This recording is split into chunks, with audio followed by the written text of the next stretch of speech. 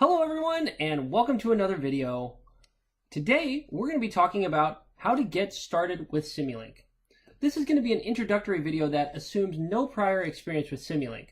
Now that being said, we expect the viewer to have some experience with basic MATLAB, so if you haven't done so already, please take a moment to watch our Getting Started with MATLAB and Defining Custom Functions in MATLAB videos, as we'll build off some of the foundation laid down by these previous videos. I'll leave a link to those videos in the description below. Since this is an introductory video, our agenda is somewhat abbreviated. We'll start talking a little bit about just what is Simulink, and then what I'd like to do is, for comparison's sake, let's take a look at how to create a very simple program in MATLAB to get a little bit of coding done. And then what I'd like to do is look at how are we going to create an equivalent program in Simulink so we can see the similarities and differences. So with that being said, why don't we go ahead and get started. So Simulink is an add-on to MATLAB that provides a graphical programming environment as opposed to a text-based one provided by MATLAB. So this environment is popular amongst engineers and scientists for modeling and simulating a variety of systems. Now, that being said, I know it probably doesn't mean a lot to you right now if you've never experienced Simulink before, so I think the easiest thing to do is look at a simple example. So what I'd like to consider is, let's consider a couple of functions. So let's consider one function maybe called f, and we'll define this function to have one input variable x, and all this thing does is it multiplies x by 2 and adds 4. Let's also consider maybe a second function here, maybe h, which has two inputs, like a w and a p, and it performs this operation you see to the right of the equal sign. It basically takes w and squares it, takes p, takes its square root, and then multiplies the two together. Now, once we're able to define these two functions as we show here, we can do more complicated operations like a compound or composite operation such as this. We could take f of x and add it to cosine of h of wp, and that could kick out something like q. Now, these are just algorithms at this point, or just mathematical constructs. We might want to now consider, how could I implement these functions here in MATLAB? Why don't we do that first just using normal MATLAB, and then later on down the road we'll look at how can we implement these same algorithms in Simulink. So with that, why don't we go ahead and fire up MATLAB and get started.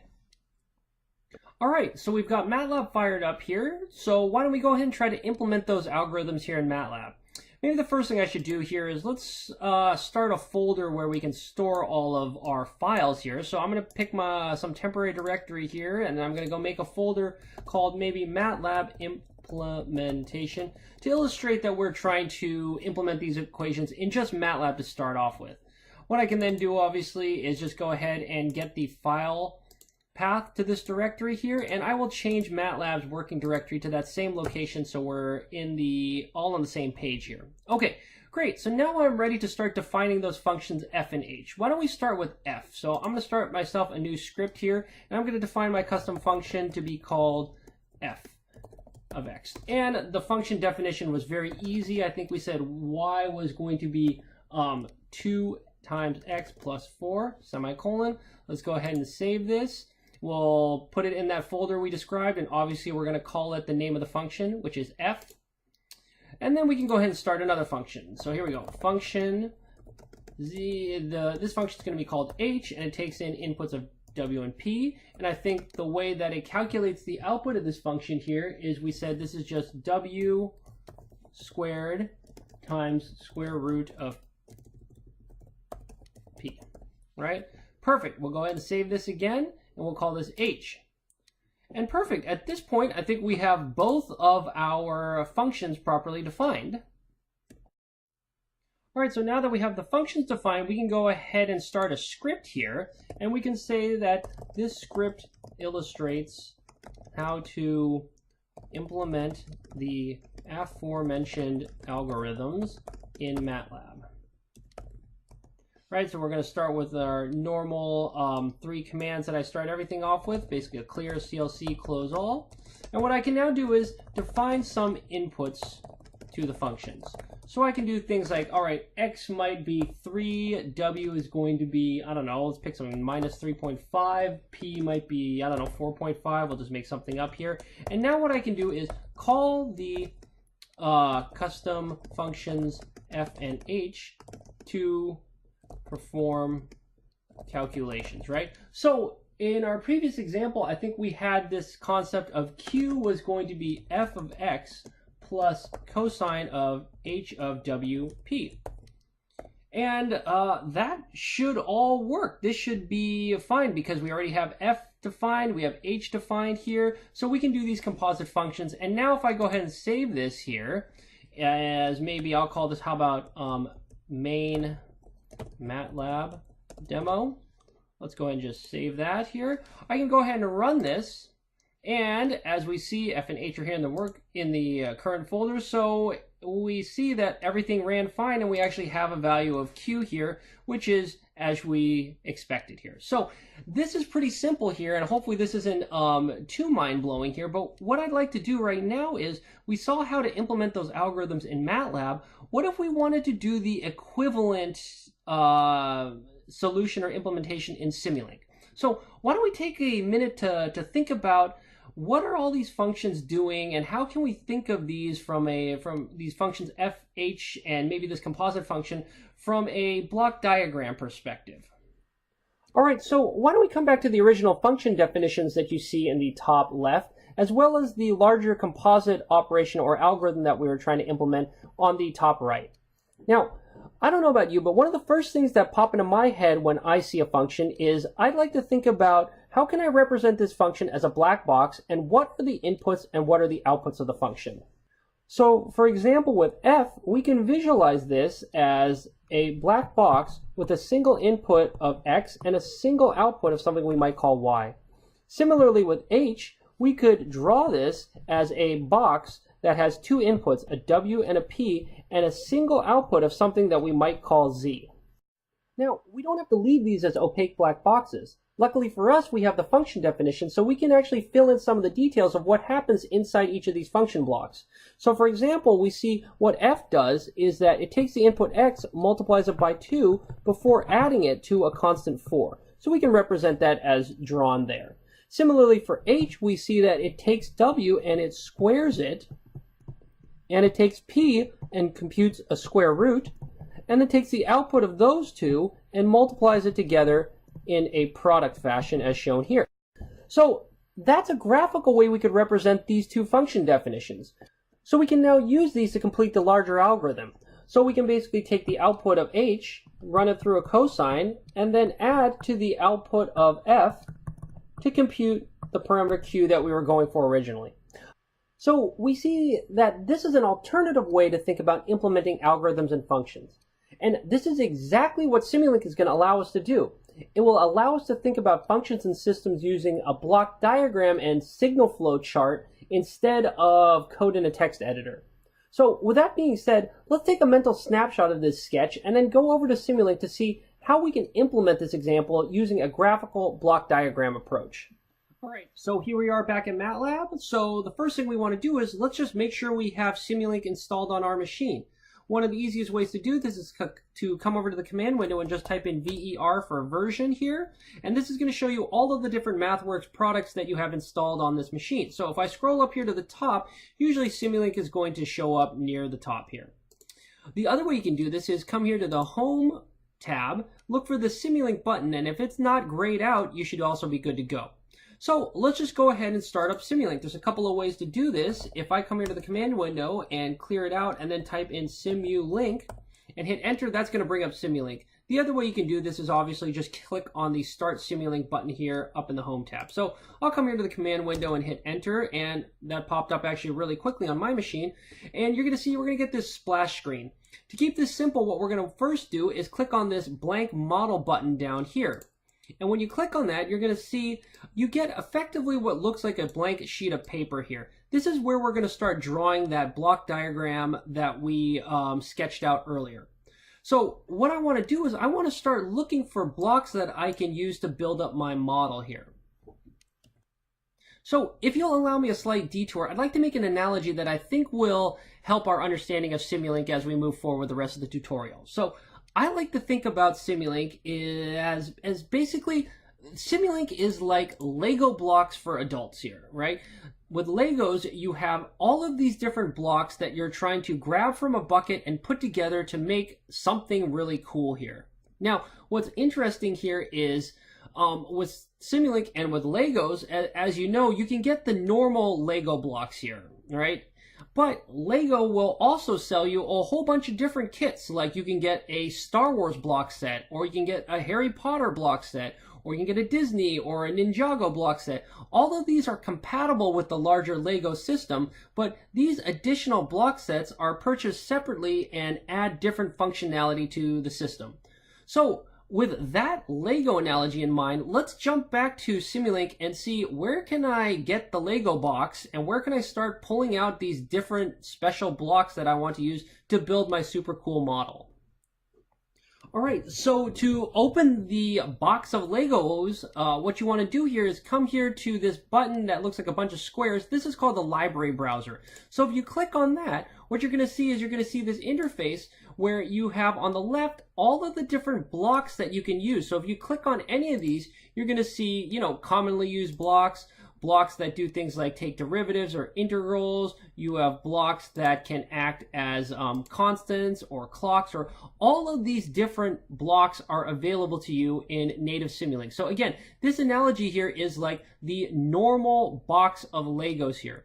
Now, in addition, you can purchase all of those extra block sets like the Harry Potter or the Star Wars, and that's what you're going to see down here. You'll see that there are all of these additional block sets. So if you want to do operations for, say, aerospace or communications or digital signal processing or all of these different types of blocks, you can purchase those from MathWorks as well. Since this is an introductory tutorial, I think I'd like to stay with the normal blocks up here. So with that being said, why don't we go ahead and build the model that we had in our example. So to do that, maybe let me get a little bit more real estate here.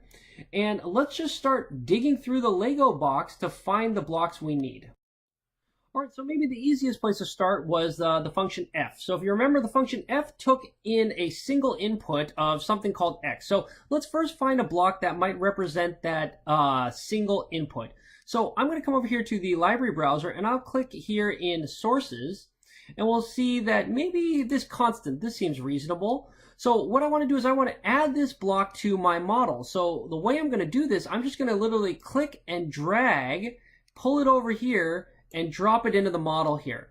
And it's going to go ahead and draw a block for a constant out here. So what I can do here is, let's click away from this for a second just so we can see the block by itself here. What I might want to do now is let's rename this. I don't like the name constant. I want to call this thing x. So what I want to do here is I'm just going to click on the name here of the block. I'll just go ahead and delete the name of constant and I'll just type in x. There we go. And maybe I don't like this value of 1. Maybe I want it to be 3. I think that's the example we used earlier. So what I'm going to do here is I will double click on the block here, and what you're going to see is a bunch of parameters show up. So different blocks are going to have different parameters. So in this case, the only thing we really care about is what is the constant value that wants to come out of this block. I don't want a 1. I'm just going to type 3, hit OK, and we see our block diagram has updated to reflect that. Okay, great. Let's keep on working then. I think what the function f did was it took that and it multiplied by 2 here. So I need some kind of multiply or some gain operation. So that's actually located under math operations here. So I'm going to click on the math operations and I come down here and aha, look at this. There's this block called gain. So if I grab, drag, and drop over here, I see that a couple of things happen. Again, Simulink is kind of smart here and it thinks that, you know what, you might want to directly enter in the gain instead of being 1. I might want to enter in 2. I think that's exactly what I need. So here's an alternative way to change the block's parameters. You can just change the ones that Simulink suggests. It's usually right. So here, let's go ahead and hit 2, hit enter, and you see that that got updated on the block. Again, this is exactly equivalent to me double clicking on the block here, finding the parameter I want to change here, and plugging in the number and hitting OK. So same way, it's just a little bit of a shortcut that Simulink is doing to try to make your life a little bit easier. Okay, so here's our block here. So now what I need to do here is I need to connect, I need this 3, this constant 3 to effectively be going into this gain block so it can be multiplied by 2. So the way you're going to do that here is if you notice this block has this, what I typically refer to as an output nubbin, and the gain block has an input nubbin over here.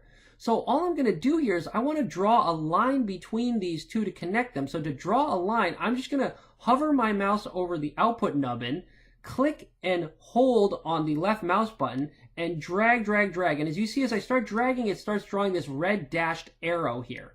And as I eventually get closer to the output nubbin, it should kind of magnetically latch on and connect to a solid line. And at this point, I'm free to let go of my mouse button, and there we are. We're starting our first signal flow diagram. So the constant value of 3 is leaving this block, and it's going into this gain block. Now, we got to keep drawing here, right? We said that, all right, the function f is going to multiply x by 2, but then it's also going to add it to a constant value block. So I need some kind of adding block or some summing block here, right? So again, we're going to come over to our box of Legos or the Simulink library browser and start looking for that block. Now, you could hunt and peck and try to find the block you want here, but another real neat way to do this is just come up here to the search bar here and type in what you're looking for. So I want something to add or to do a sum. So why don't I type in sum and then click on enter. And it's going to look for any and all blocks that have something to do with summing here, and it should display the results for me. So that way I don't have to hunt and peck through these hundreds or, tons of different bins of blocks to try to find the one I'm looking for. So since this is the first time I've actually searched for anything on this machine, it takes a little bit longer than you would expect here, but I guess that's just what we're going to have to deal with. Give it a second and it should hopefully complete here. And let me come over here, give it a second. Aha, here it goes. It finds all of these different ones. So again, here are the ones that are in the normal native Simulink library, but then there's also other block sets which have something to do with summing as well. So it shows you those suggestions. What we're looking for is this very simple sum here. So let's just go ahead, grab, drag, drop here. Here we are. So this will take two inputs and add them together. For giggles, let's go ahead and double click on this summing block here, and you're going to see that you can actually start adding. If you wanted to add more than one thing or two things together, you could add, you could even add some subtracts here, right? And if you hit OK, you'll see that suddenly you get a whole bunch more input nubbins here. So again, that's just for illustrative purposes. Let's double click on this and change this back to just a simple plus plus, hit OK. Now, let's go ahead and connect these blocks together. So again, one way that we saw we could do this here is you can just, again, hover over the output nubbin of a block, drag and drop it into the input nubbin of another block. Let's look at another way to go about that in just a second. So the last thing I need to complete this function f here is I need another constant block that will just have a value of 4. So what I can do is, again, I can go look for that block in the Simulink library browser, but you know what? We already have a constant block right here. So why don't I just go ahead and copy paste this block? So I'm just going to right click on this, copy, and then somewhere else I'll right click and I'll just hit paste. And I get another instant of this constant block. So I can now obviously just rename this here. So tell you what, I'm just going to delete the name because the name doesn't really mean anything here. Oh, sorry. It's not going to let me delete it. I'm going to have to just put a blank space there. And then I don't want a value of 3. I'm going to double click. I want a value of 4 and I'm going to hit OK. All right, great. So now I could also drag and drop here, but the maybe quicker way to connect two blocks here is I'm going to click on a block here, I'm going to hold Control, and then I'm going to click on the destination block. And that automatically will go ahead and connect two blocks up together. So it's a little bit of a quicker way to make connections. Okay, so at this point, I think we are off to the races here. Let's now go ahead and send this value to somewhere. So I'm going to come over here to the library browser again, and maybe now let's look into sinks. So sinks are something that's going to consume a signal here. And look at this, there's something called the display. So why don't I go grab, drag, and drop that into the location or into my model, and I'll connect using my little control technique again. So again, I'm going to click on the source block, hold the control key down, click on the destination block to wire everything together. So at this point, I think we've got a pretty reasonable model because right here, all these blocks that I'm selecting and showing here in blue, isn't this our function f that we had earlier? So if I want to go ahead and just test to see if this is working, maybe we should go ahead and save this model real quickly so we can run this quick test. So we've done a reasonable amount of work, so I'm going to go ahead and click here on the Save button. And I'm going to put this in that folder that actually in a new folder. So again, I'm going to come here to my temporary directory, and I'm going to go ahead and create a new folder. And instead of calling this MATLAB, let's call this Simulink implementation. Okay, and I'll go into that folder here, and you're going to notice here that Simulink saves things as a .slx file. Older versions of Simulink may save it as a .mdl here, but anything reasonably new should save as a .slx. So I'm going to call this, how about, Simulink intro. All right, so if I go ahead and hit save, we should be ready to go here. So at this point, in order to run this model here or to perform the calculations, all you need to do in Simulink is come up here to this run button here, and I'm going to go ahead and click it, and here we go. And this looks reasonable, right? Because if I take 3, I multiply it by 2, I get 6, I add 4, and I finally get 10, which is what we showed here.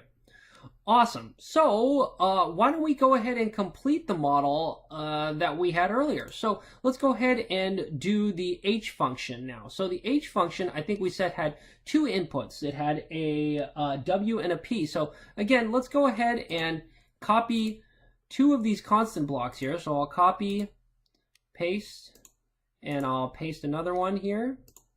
And again, let's do our little trick here of relabeling these here. So I'm going to call this one W, and I'll call this one down here P.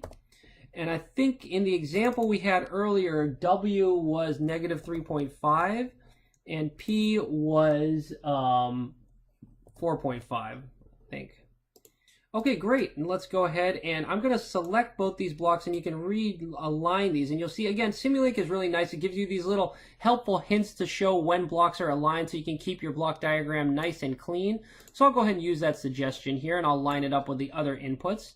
So now what I needed to do here was I need some sort of operation that's going to square the W here. So why don't I come over here to, oh, you know what, math operations. That sounds promising. I bet there's some sort of math operation in here that might do what we're looking for. So let's go ahead and take a look here. So first off, oh, here we go.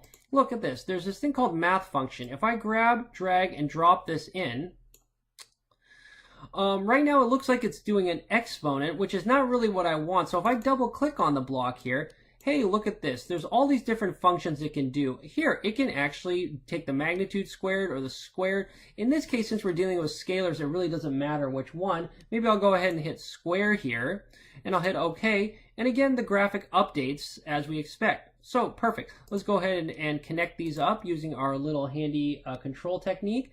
Now, the other thing I need is a square root block here. So again, I could come over here to the math operations tab here, and check it out. There's the square root block here.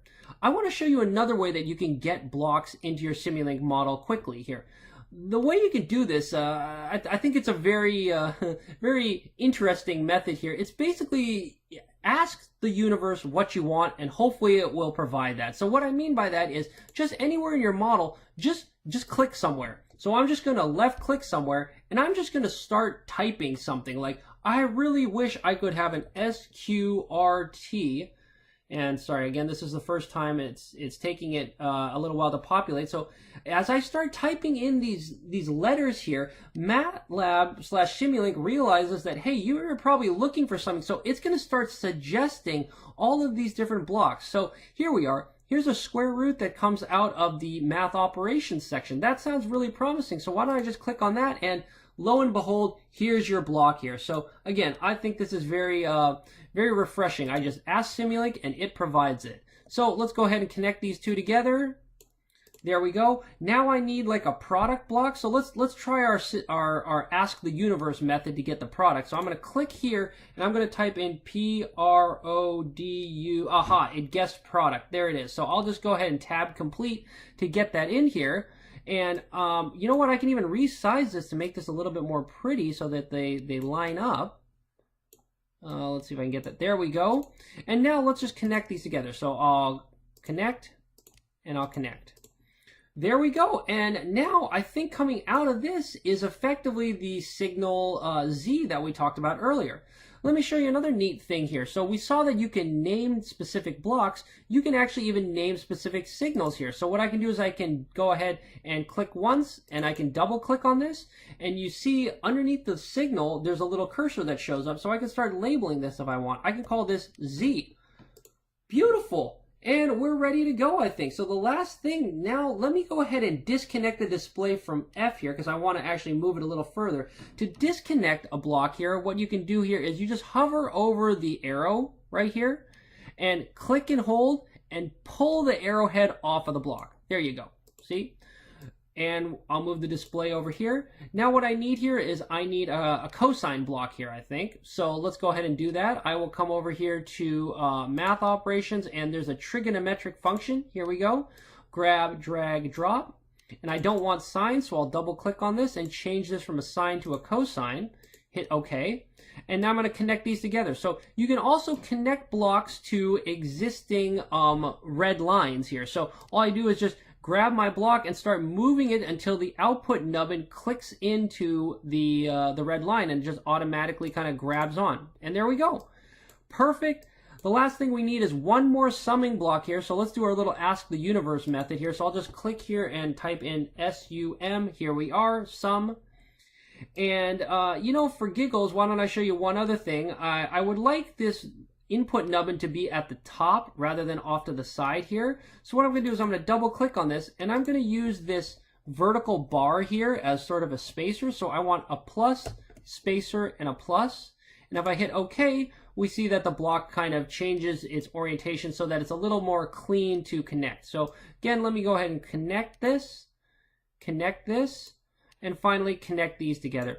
And here we go. This is effectively the diagram that we drew earlier. So up here in the top, we've got our function f. Down, oops, sorry. I was hitting the scroll wheel here on my mouse, which is actually the zoom in and out here. So again, Simulink is giving me a nice little hint here, is meaning, did you really want to actually scroll the model around here? So if you want to scroll the model around here, you push the middle wheel down and drag around. So I'll do that right now. So that scrolls this around. If you want to zoom in and out, that's just move the mouse wheel. So if I move the mouse wheel, you can see I can zoom in and I can zoom out. All right, sorry for that little detour. Let's close this little hint here. But what I was trying to show you was that these blocks up here, that represents f, right? And these blocks down here represent the function h here. So it's another way of thinking about this. So let's go ahead and hit save. And what I want to do now is let's go ahead and hit run. And there we go. I think this is the exact same result that we had earlier when we tried to implement these functions and this algorithm here in MATLAB. So with that, I think we are pretty much done. The last thing I want to show you now that we're getting comfortable with Simulink is what do you need to save so you can get back to this spot in the future. So let's come back to that temporary directory we made earlier. And if you remember here, we put this model here in Simulink implementation, right? So in here, again, there is one file. The only thing you need is this .slx file here, right? So you just save this in your version control or on your hard drive or wherever you want here, email it to a friend, and this is basically all you need to recreate that block diagram that we just built, okay? So with that, I hope you enjoyed this video and showed you how to get comfortable playing around with Simulink. We're going to have subsequent videos talking about some tips and tricks and some advanced features of how to get all you can get out of Simulink. So I hope you'll check those out. So until those come around, I will sign off, and I hope to see you again in the future. Thanks so much. Bye-bye.